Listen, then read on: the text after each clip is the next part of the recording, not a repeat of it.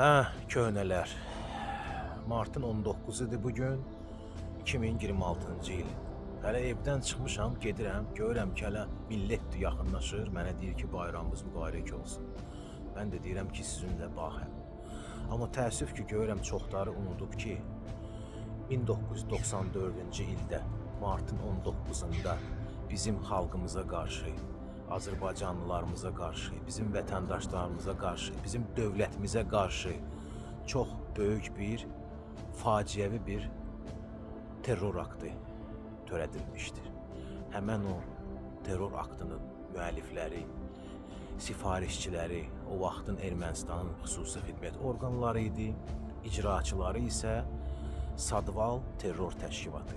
Həmən o terror nəticəsində 20 yanvar metro stansiyasında partlayış baş vermişdi.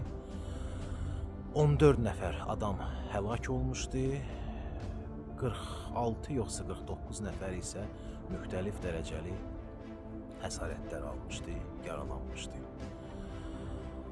Allah onlara rəhmət eləsin.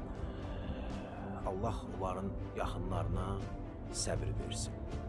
Gəlin heç vaxt, heç zaman bizim millətimizə qarşı, bizim xalqımıza qarşı törədilən cinayətləri unutmayaq. Qəlbdən qəlbə. Bu qədər.